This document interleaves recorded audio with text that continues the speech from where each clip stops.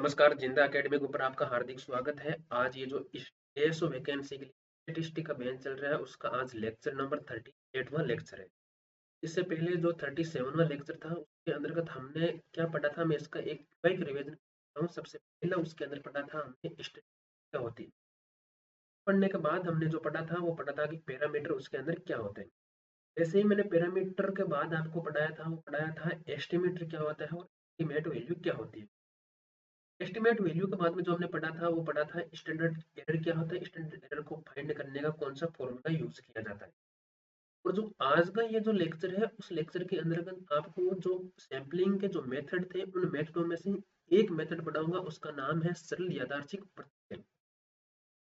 अब सरल यादृच्छिक प्रतिचयन क्या होते हैं, जो कौन कौन से फॉर्मूले हैं, यहाँ से एग्जाम के अंदर है, वो मैं इस चर्चा करूंगा। ये बिना किसी देरी के मैं आपको नोट्स की तरफ ले जाता हूँ। नोट्स सबसे पहला जो मेथड है वो मेथड है सरल यादृच्छिक प्रतिचयन। तो सरल यादृच्छिक प्रतिचयन क्या होते हैं, सबसे पहले मैं बता देता हूँ कि सरल यादृच्छिक प्रतिचयन यदि हम की समष्टि से कोई भी इकाई यदि चयन करते हैं, तो उसके जो चयन करने की प्रोबेबिलिटी होती है वो क्या होती है, इक्वल होती है। उस इक्वल प्रोबेबिलिटी की वजह से उसको कहा जाता है सरल यादृच्छिक प्रतिचयन। सरल यादृच्छिक प्रतिचयन दो प्रकार से होता है कि जब हम इकाई को चुनते हैं, तो यहाँ पर आपके पास दिमाग में दो क्वेश्चन आएगा। तो चुनी हुई इकाई को वापस समष्टि में रखना है या फिर वापस समष्टि में नहीं रखना है। के आधार पर आपके जो सरल यादृच्छिक प्रतिचयन है वो दो प्रकार से बांटा गया है। सबसे पहला जो मेथड है वो है सरल यादृच्छिक प्रतिचयन प्रतिस्थापन संयुक्त, को इंग्लिश में बोला जाता है sample random sampling without without replacement. तो SRWR के द्वारा दिखाया जाता है, और इस प्रकार से होता है सरल यादृच्छिक प्रतिचयन प्रतिस्थापित रहित, तो बोला जाता है विदाउट रिप्लेसमेंट।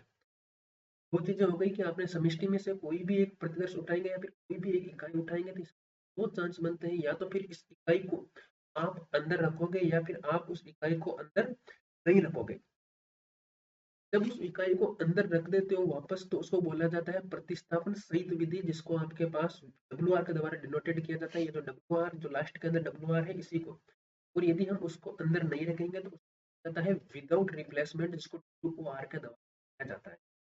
तो यही मैंने आगे नोट्सों के अंदर लिखा है कि यदि किसी में से एक इकाई यादृच्छिक रूप से चुनी जाए तथा अगली इकाई चुनने से पहले पूर्व में चुनी गई इकाई को वापस समष्टि के अंदर शामिल कर दिया जाए, तो उस क्रम को कहा जाता है आपके पास WR या SRSWR के द्वारा। ये क्रम सारी इकाइयों के अंदर चलेगा, इसलिए मैंने थ्योरेटिकल के रूप में लिख दिया कि ये चुनी गई इकाई n प्रतिशत चुने जाने तक अपनाया जाए। और यदि चुनी गई इकाई को वापस नहीं रखा जाता है, तो उसको बोला जाता है SRWOR के द्वारा। फिर मैंने आपके पास जो विदाउट रिप्लेसमेंट वाले होते हैं, इसके जो इम्पोर्टेंट जो टॉपिक, वो मैंने जो पॉइंट है एग्जाम की दृष्टि से आने वाले जो पॉइंट है वो मैंने आपके यहाँ पर ले लिया। तो सबसे पहले मैंने SRWOR के ऊपर मैं चर्चा करूंगा, तो विदाउट रिप्लेसमेंट के ऊपर चर्चा करूंगा। सबसे जो पहला मैंने लिया है कि सपोज कीजिए कि आपके पास n इकाई की एक समष्टि है, तो जिसके इकाइयों के नाम मैंने दे दिए y1 y2 y3 yn। इसी प्रकार से मैंने जो समष्टि है, उसी प्रकार मैंने प्रतिदर्श की जो समष्टि है या इकाई है, उसको मैंने नाम लिख लिया। Small y1 y2 dash dash yn होता है, ये प्रतिदर्श को रिप्रेजेंट करते हैं, और उस प्रतिदर्श की जो इकाइयां होती है उसको रिप्रेजेंट करते हैं। और प्रतिदर्श और समष्टि क्या होती है, ये मैंने पीछे वाले लेक्चर के अंदर आपको बता दिया। अब आपको भली बात ही पता होगा कि किसी भी चीज का यदि माध्य निकालना है, तो हम क्या करते हैं कि उन जितने भी इकाई होते हैं उनका टोटलिंग करके उनकी इकाइयों का नंबरों से भाग दे देते हैं।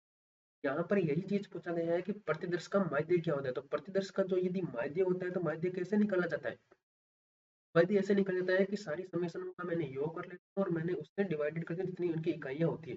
प्रतिदर्श का माध्य निकालने के लिए इन स्मॉल जो y1 y2 dash dash small n है, वहां तक यदि मैं योग कर देता हूँ और जितनी इकाइयों से होता है उसका यदि मैं भाग कर देता हूँ, तो वो मेरे प्रतिदर्श माध्य निकल जाता है। इस प्रकार से समष्टि का माध्य कैसे निकाला जाता है, समष्टि का माध्य समष्टि की इकाइयों का योग करके समष्टि देता हूँ, तो वो समष्टि का माध्य निकल जाता है। समष्टि के माध्य को डिनोटेट किया जाता है कैपिटल YN के द्वारा। सिमिलरली ही आपके पास यदि समष्टि का मध्य वर्ग, एक चीज होती है समष्टि का प्रसरण, एक होता है समष्टि का मध्य वर्ग। इनको निकालने के जो फॉर्मूले होते हैं वो है 1/n - 1 y - y बार। ये जो कैपिटल वाई बार है ये आपके पास समष्टि है, यदि इनसे मैंने विस्तार ले लिया तो आपके समष्टि का माध्य वर्ग निकल जाए। और जो समष्टि का माध्य वर्ग है इसको डिनोटेट किया जाता है, यह है कैपिटल एस। इसी प्रकार से मैं समष्टि का यदि प्रसरण निकालना हो तो मैं प्रसरण कैसे निकालता हूँ, समष्टि का प्रसरण कैसे निकालता है, ये हमने बहुत बड़ी बातें मतलब जब शुरुआत की थी प्रसरण कैसे निकाले तो मैं आपको बताया गया है कि भाई प्रसरण कैसे निकलता है। तो समष्टि का जो प्रसरण होता है वो इसको सिग्मा स्क्वायर के द्वारा डिनोटेट किया जाता है। Sigma square equal to 1/n summation कोष्ठक में y माइनस का y बार का होल स्क्वायर।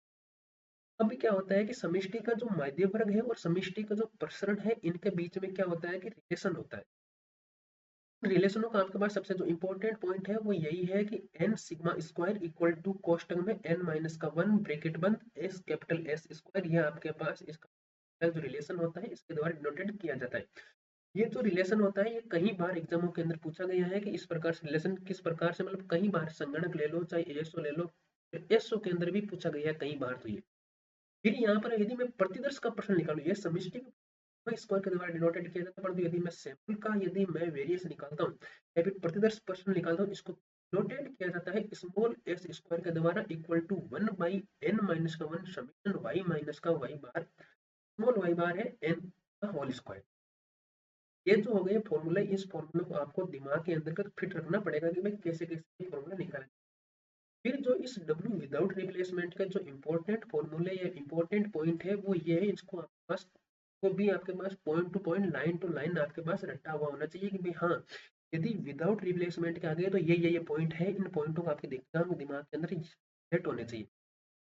तो जो इम्पोर्टेंट पॉइंट है उनमें से सबसे पहला है कि यदि समष्टि के इकाई के चुने जाने की यदि प्रायिकता होती है वो 1/n होती है। समष्टि में से आप कोई भी एक इकाई लोगे यदि विदाउट रिप्लेसमेंट वाली है तो उसकी यदि प्रोबेबिलिटी निकालनी है तो कितना होता है, वो होता है 1/N। इसी प्रकार से यदि आप समष्टि के विशिष्ट इकाई के प्रतिदर्श में से चयनित होने की यदि प्रायिकता निकालोगे तो उसका जो कोई भी एक प्रतिदर्श एक विशिष्ट प्रतिदर्श है तो उसकी जो यदि प्रोबेबिलिटी निकालोगे तो उसकी प्रोबेबिलिटी होगी small m upon capital N। इसी बार कई बार एग्जामों के अंदर ये दो पॉइंट है, जो तीसरा और चौथा पॉइंट है ये पूछा जाता है कि दो इकाइयां चुने जाने की समष्टि से यदि उसकी प्रोबेबिलिटी क्या होगी तो उसकी 1/n कोष्ठक n माइनस का 1 प्रकार से यदि प्रतिदर्श में से दो इकाइयां शामिल करनी है तो उसकी जो प्रोबेबिलिटी होगी वो कैसे होगी, n/n कोष्ठक में n माइनस का 1/n माइनस का 1। सिमिलरली ही यदि आपके पास यदि n आकार की समष्टि है उसमें से n आकार के कुछ प्रतिदर्श यदि चुनने हैं मेरे को, तो जितने आपके पास सपोज कीजिए मेरे पास n आकार की समष्टि है और यदि मैं उसमें से n आकार के मेरे को प्रतिदर्श बनाने, दिमाग में आ गया कि मेरे पास कुल कितने प्रतिदर्श बनेंगे तो उसका जो फॉर्मूला दिया जाता है वो दिया जाता है कैपिटल NCN, जिसका मीन्स होता है कि कॉम्बिनेशन किस प्रकार से होते हैं, तो कॉम्बिनेशन को एक ब्रैकेट के द्वारा भी डिनोटेड किया जाता है। कई बार एग्जाम में ऐसा हो जाता है। ये क्वेश्चन आपके पास अभी एएसओ के एग्जाम के अंदर आया था जब मैंने एग्जाम दिया था तब। ये मेरा डेफिनेटली गलत हुआ था क्योंकि ये मेरे को पॉइंट याद नहीं रहा, क्योंकि यहाँ पर पॉइंट तो याद रह जाता, चलो कोई बात नहीं, पॉइंट याद रहता, पर जो सबसे इंपॉर्टेंट वाली बात है वो है यहाँ पर विथ रिप्लेसमेंट और विदाउट रिप्लेसमेंट के अंदर सबसे ज्यादा कंफ्यूजिंग वाली है। तो यहाँ पर डब्ल्यू आर याद रह गया और उससे मैंने यहाँ पर जो फॉर्मूला था वो मैंने कैपिटल में एन का पावर एन ले ली थी। अब जो अगला वाला पॉइंट है वो है एन आकार की समष्टि में से एन आकार के किसी प्रतिदर्श के चयनित होने की जो प्रायिकता होती है उसकी जो प्रायिकता किस प्रकार डिनोटेड की जाती है, उसकी जो प्रायिकता डिनोटेड की जाती है वो 1/n टी एन के द्वारा डिनोटेड की जाती है। ये पॉइंट इंपॉर्टेंट है इसका। इससे के बाद में जो होता है आपके पास याद रखने वाले फॉर्मूले होते हैं, इसमें यदि इसमें मतलब किसका हो गया कि विदाउट रिप्लेसमेंट वाले एक विशिष्ट इकाई एक ही बार चुनी जाती है। हमें भी बताया कि यदि विदाउट रिप्लेसमेंट वाली होती है तो उसमें कोई भी एक इकाई यदि चुन ली जाती है तो उस इकाई को दोबारा वापस उसमें आता तो एक इकाई एक बार ही चुनना होगा। फिर आपके पास यहाँ पर मैंने अनभिन्नत आकलन और भिन्नत आकलन आपको बताया है, तो ऊपर एक पॉइंट है इसमें मतलब विदाउट रिप्लेसमेंट ऑफ प्रतिदर्श माध्य में yn मतलब प्रतिदर्श का माध्य होता है वो हमेशा समष्टि के माध्य का अनभिन्नत आकलन होता है। अनभिन्नत आकलन मतलब अनबाइस्ड एस्टिमेटर होता है। इसको अनबाइस्ड एस्टिमेटर किस प्रकार डिनोटेड किया जाता है वो आपको मैंने पिछले वाले लेक्चर के अंदर बता दिया था कि ई कोष्ठक में y small yn bar equal to capital yn bar. इसी प्रकार से मतलब आपके पास तो स्मॉल एस स्क्वायर वो किसका अनभिन्नत आकलन होता है, वो कैपिटल एस स्क्वायर का अनभिन्नत आकलन। Small S square capital S square क्या होता है, इसका मैंने भली भांति ऊपर फॉर्मूला मैंने लगा रखा है, ये फॉर्मूला आपको देखना पड़ेगा।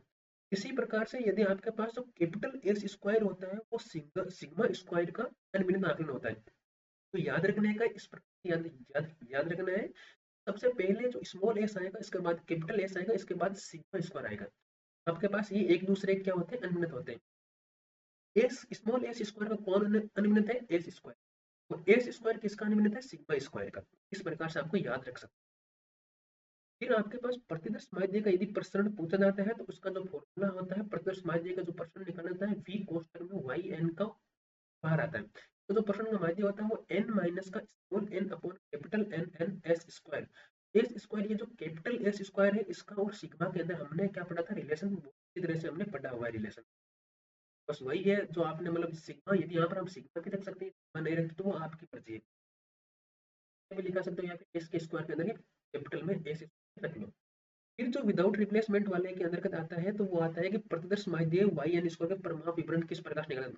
ये परमाणु विवरण का ये फॉर्मूला होता है स्टैंडर्ड एरर विदाउट रिप्लेसमेंट के लिए। तो इसका root N minus small N upon capital N into capital S square.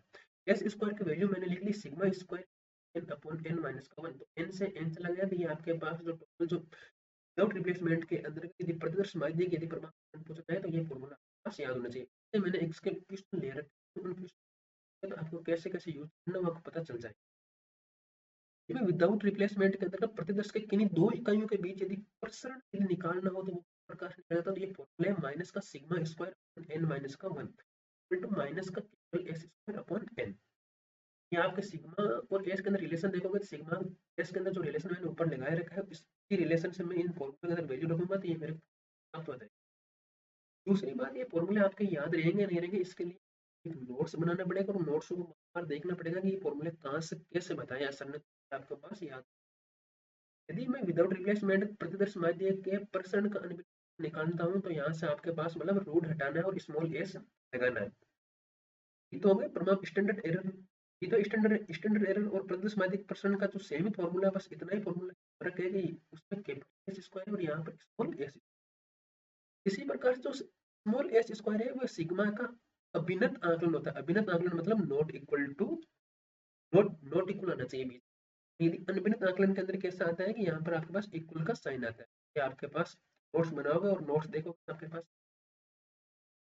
फिर होता है कि समष्टि की यदि मुझे स्टैंडर्ड एरर निकालनी है तो समष्टि की स्टैंडर्ड एरर है वो कई बार एग्जाम में गया, तो इसका ये फॉर्मूला होता है कि root capital N square into कोष्ठक में कैपिटल एन माइनस का small N upon capital N into N कोष्ठक में।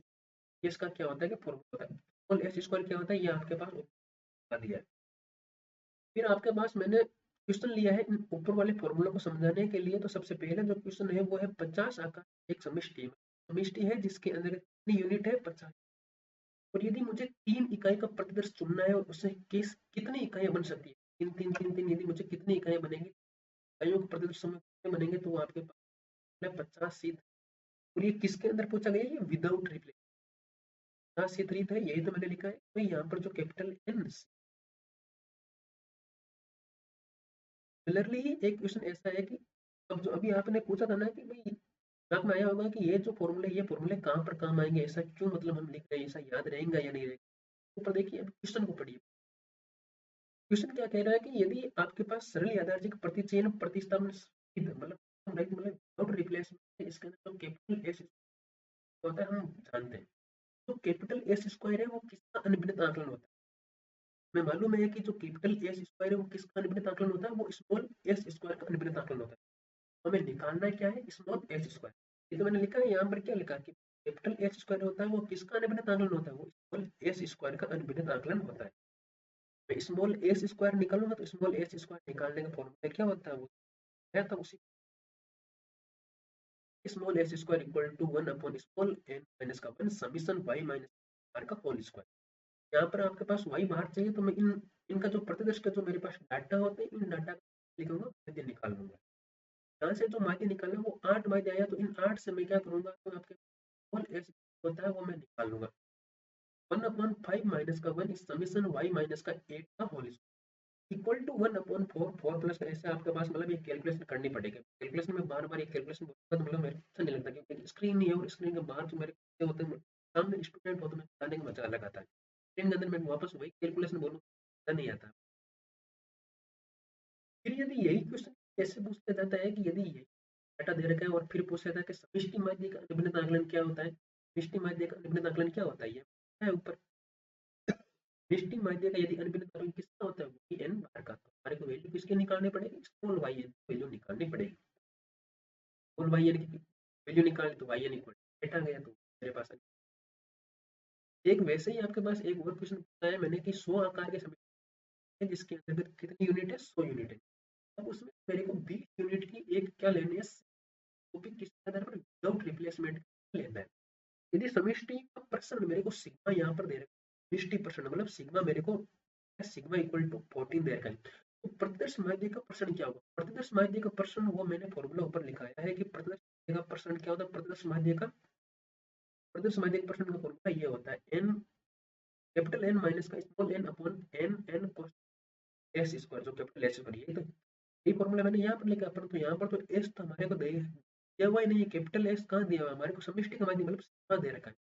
तो सिग्मा और कैपिटल एस स्क्वायर जो रिलेशन होता है वो मैंने रिलेशन से यहाँ से मैंने कट पिट के जो ये वैल्यू बचेगी वो कैपिटल एन माइनस का small N upon small N को माइनस का स्क्वायर।